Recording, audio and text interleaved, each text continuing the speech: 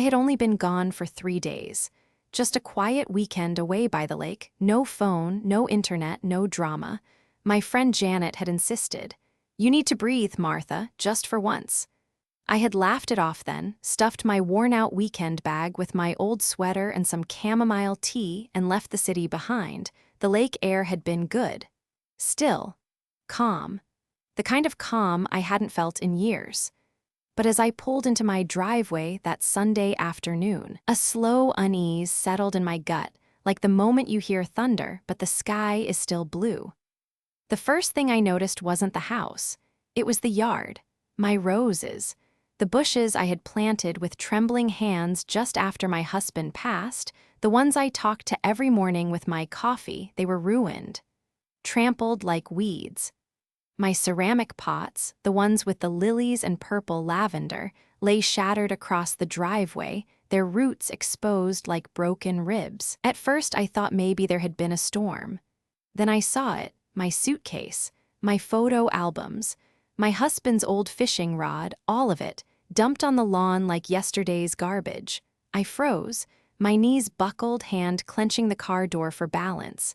My eyes scanned the scene, heart hammering harder with every breath, and then I saw the note. Taped to the front door, flapping slightly in the wind like a cruel flag of surrender. "Sorry, Mom. My wife's parents are moving in. We just don't have the space anymore. I hope you understand."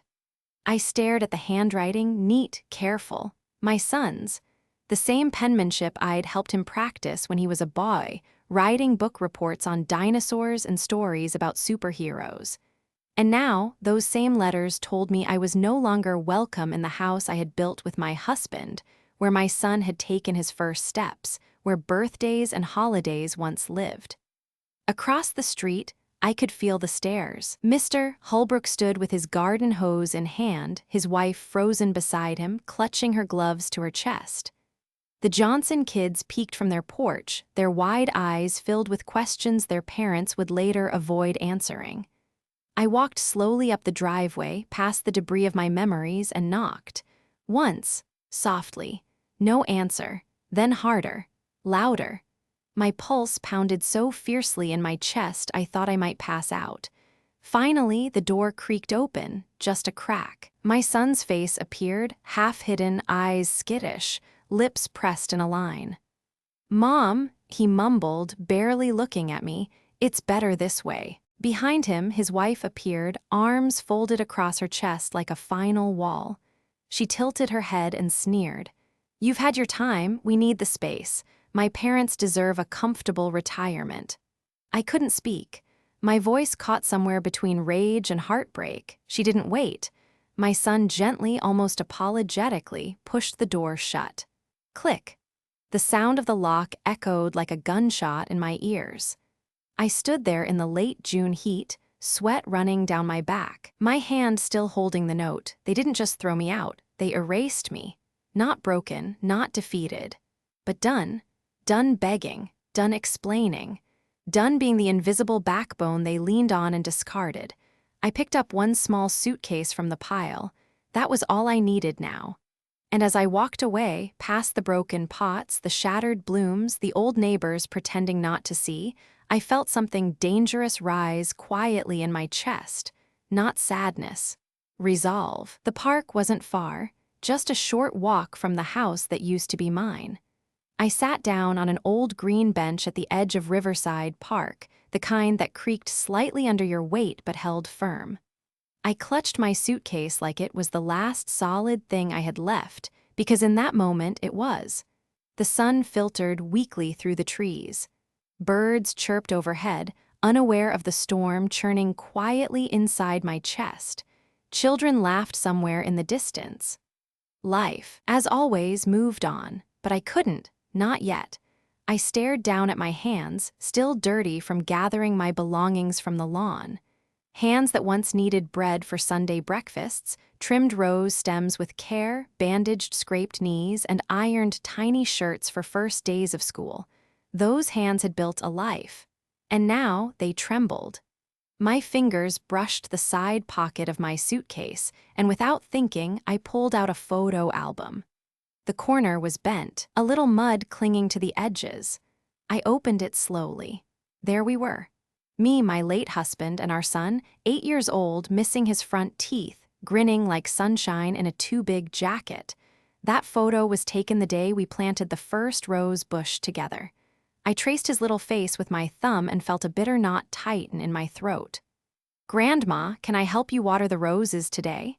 My grandson's voice echoed in my head, soft, curious, still full of innocence. I had given up so much. Missed vacations, postponed dreams, skipped reunions, and turned down retirement cruises, just so I could babysit after school, so they could build their careers live without worry.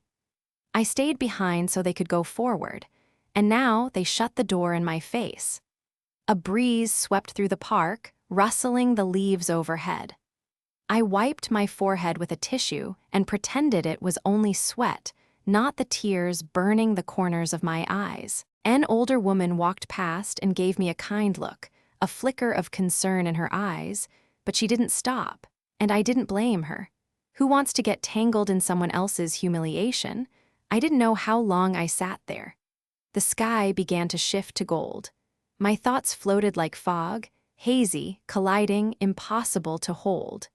Then, from that fog, memories began to resurface, not just moments of love, but the subtle, creeping signs I had ignored. My daughter-in-law's sweet voice that always changed when guests were gone. Her jokes about my old-fashioned furniture. The time she looked me dead in the eyes and said, "When this house is ours, we'll turn your garden shed into a guest spa." I had laughed it off, like a fool. Even when they whispered about downsizing, I told myself they meant well. Even when they asked me to put part of the house in my son's name for tax benefits, I believed it was for the future. My future, I had assumed.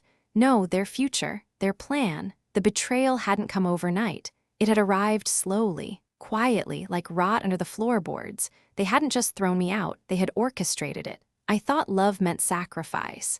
But maybe, just maybe, love without respect was never love at all.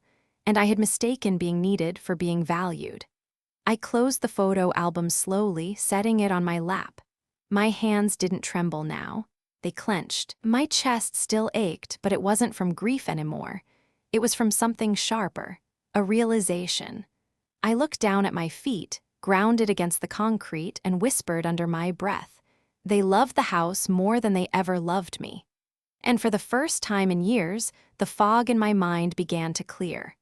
The next morning, I found myself standing outside a tiny corner diner tucked behind the main road.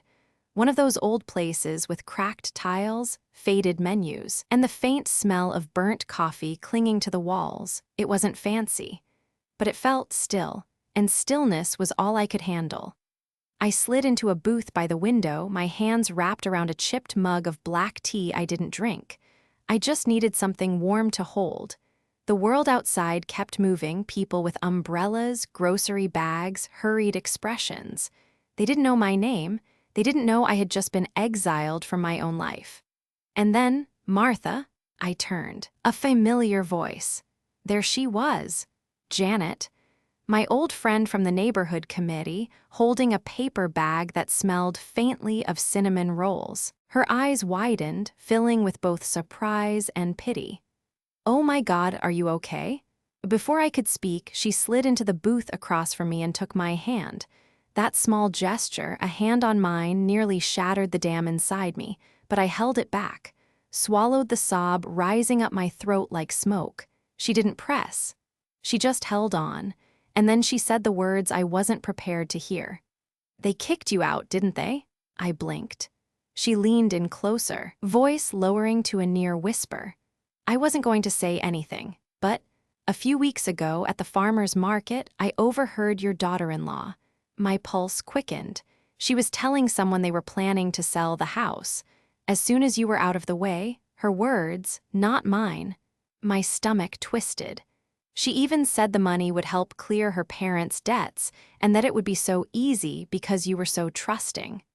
The mug in my hand trembled. My knuckles turned white from gripping it too tightly. I had trusted them. With everything, Janet's face softened. I didn't know how to tell you, I'm so sorry. I looked down at the table. Everything inside me went quiet. Not the peace kind of quiet, the storm is coming kind. All those little moments I had brushed off, they weren't harmless. They were breadcrumbs, leading to this. I remembered the time my daughter-in-law insisted I modernize the living room, casually boxing up my late husband's record player. The jokes she made about cozying up the space without me in it. The birthday she skipped because her parents had a more important dinner.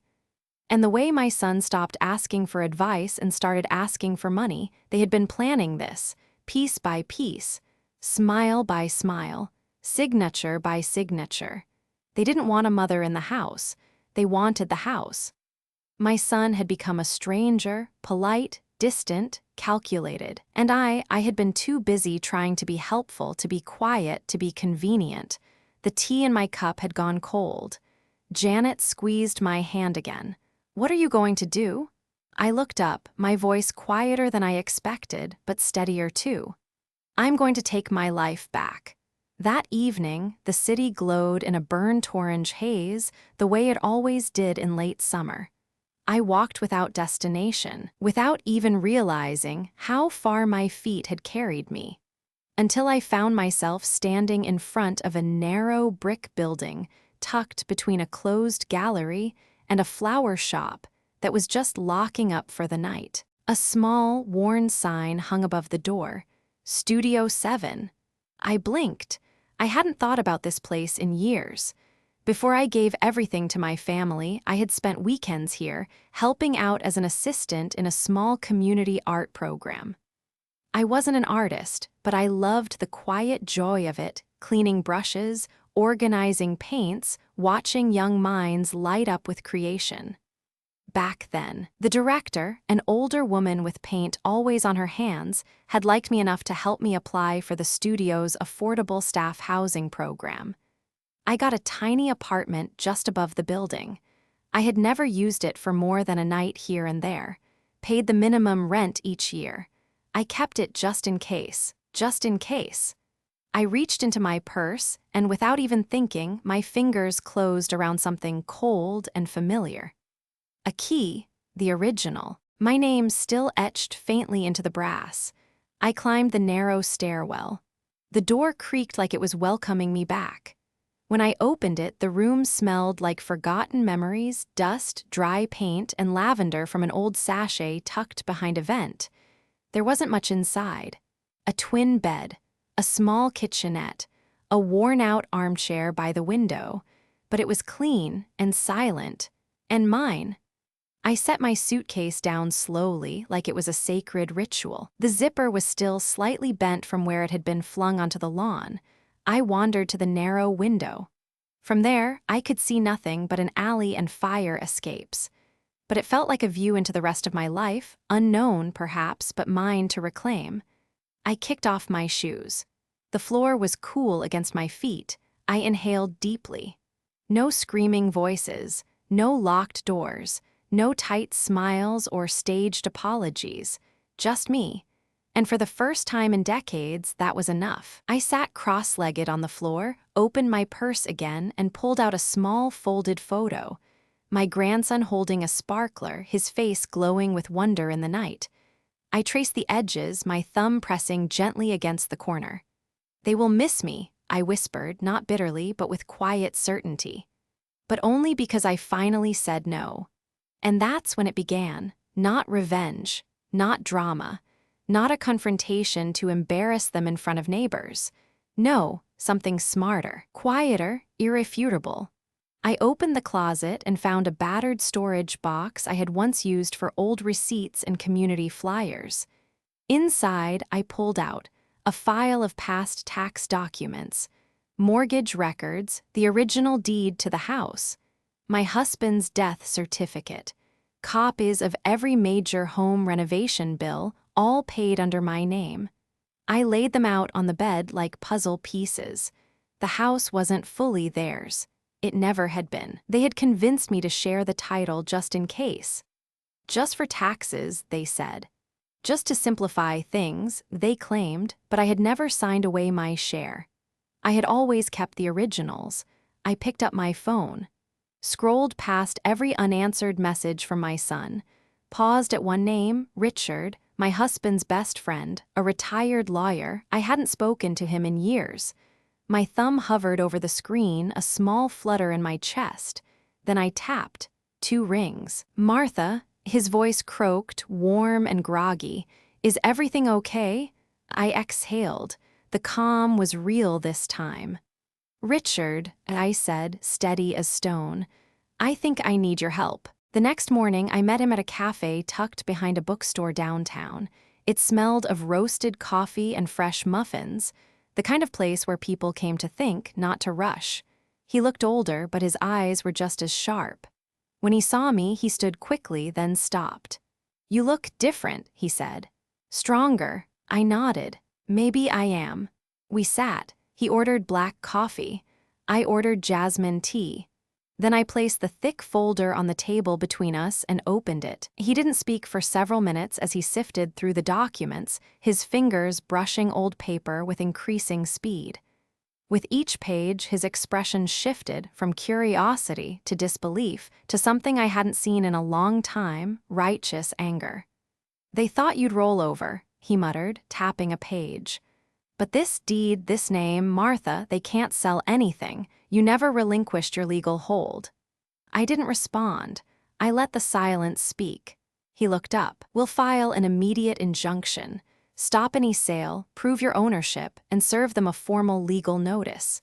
He paused, then more gently, but Martha, you need to be ready. They'll come at you hard when they realize you're not disappearing. I smiled, but it didn't reach my eyes. Let them come, I whispered. They've already taken everything I gave freely. Now I take back what's mine. I arrived at the diner 15 minutes early. Not just any diner, the diner. The same place where Janet had first told me the truth. The one nestled right in the center of Main Street, surrounded by lawyers, realtors, and the kind of people who always pretend not to stare while staring at everything. That morning I dressed with care. Not with extravagance, but with precision. A navy blue coat I hadn't worn since my husband's funeral. A pearl brooch. Simple. Sturdy. The kind of thing that said, I'm not here to beg. I'm here to finish what you started. I chose the most visible table in the diner, center room, full view from every angle. When they arrived, they looked smaller. My son's eyes darted around the room like he was already preparing an exit. His wife clung to her designer purse like it could save her. I didn't rise. I didn't smile. I simply gestured to the seats across from me. They sat. My son opened his mouth first. Mom, listen, it got out of hand. He reached across the table for my hand. I folded my fingers calmly in my lap out of reach. His hand hovered midair, then dropped. Silence. She took over. Of course she did. We're under a lot of stress, she said with a tone dipped in honey but edged with steel. My parents have nowhere to go, you know that. We just thought maybe, since you're so independent, her words slid around the truth like oil on marble. Then she reached into her purse and placed a thick envelope on the table. These are final property transfer papers, she said smoothly. We thought if you signed today, we could all move forward, as a family. I looked at the envelope, didn't touch it, didn't flinch. Then, gently, deliberately, I pushed it back across the table. I'll think about it, I said evenly. She blinked, forced a laugh. Her lips twitched, but her eyes went sharp. Of course, we knew you'd be reasonable. But my son, he finally looked up at me then, really looked. And in that flicker, I saw it, not love, not guilt, fear. He didn't recognize me anymore, and that's exactly how I wanted it. I finished my tea slowly. Let the steam rise. Let the silence settle. Then I stood. You loved the house more than you loved me, I said, and you thought I was too weak to fight back. I smiled, but not kindly. You were wrong. Then I walked out. Behind me, I heard his whispered panic. Her voice, sharp and rising. What does she mean she'll think about it? She's supposed to sign today. But I didn't turn around, not for the envelope, not for the show. Outside, the city was cool and alive, and I was walking away from them, from their games, from their guilt, from the lie that I had ever been safe with people who only saw me as an obstacle. That night, back at the studio, I placed the envelope, unsigned, on the table. I didn't tear it up. Not yet. Instead, I stood over it like someone examining the last piece of spoiled meat before throwing it out. "You'll miss me," I whispered. But only because I finally said no.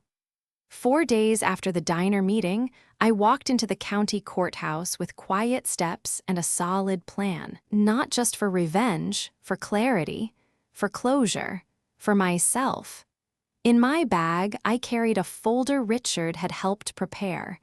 Everything was in order, the co-ownership deed I had never revoked. 2 decades worth of bills and financial records I had paid. A formal petition for injunction, freezing any transfer or sale of the house. No drama, no begging, just paperwork, ink, and law. 2 days later, I received confirmation. The court had approved the injunction. No one may sell, gift, or alter ownership of the property until further notice. I smiled, not out of triumph but relief. That evening, Janet called. I let it ring. 7 times, then calmly picked up. "What the hell are you doing?" She barked through the line. I didn't rush. "I'm reclaiming what was mine all along," I said softly.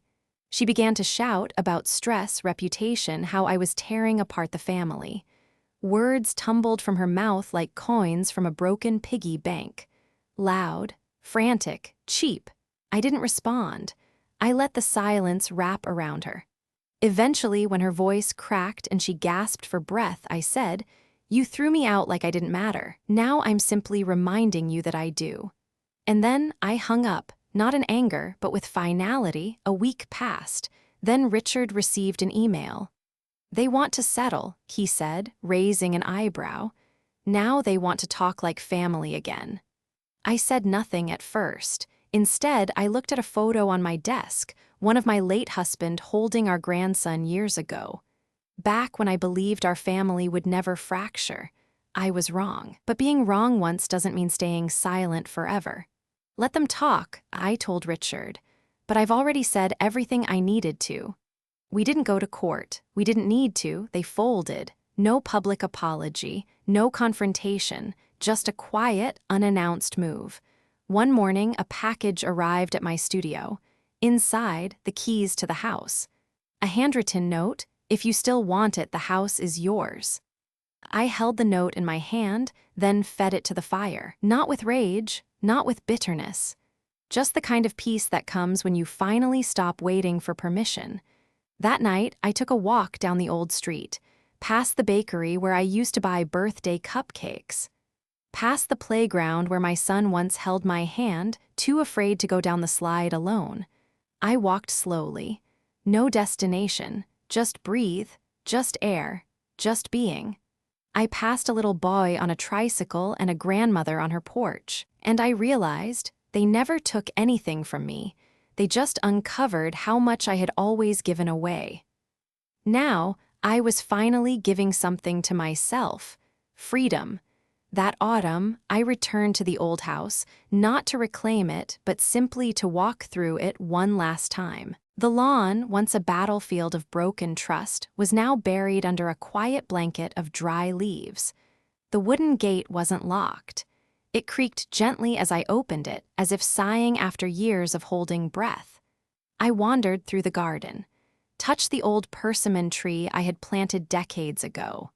My fingers, stained with dirt and memory, trembled not out of grief but out of release.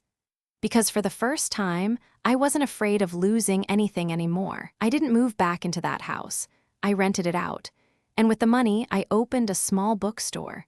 A place for middle-aged women to sit quietly, write their thoughts, cry if they needed to. No masks, no judgment, just space. I named it, the house that needs no permission. To my surprise, it stayed full. They came, strangers with tired eyes. No one asked questions. They just exhaled. One afternoon, while shelving books, I heard the door chime. A young boy, maybe 9, stood there with his mother. He fidgeted, glanced around, and asked, "Do you have a book that feels like someone's hugging you when you read it?" I smiled, crouched to meet his eyes.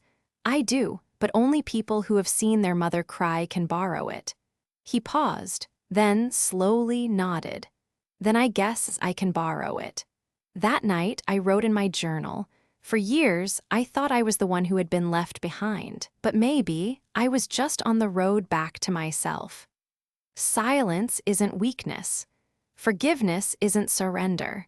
Walking away doesn't mean you've lost. It means you've survived. And in the end, I no longer needed anyone to call me mother, to know I was worthy of love.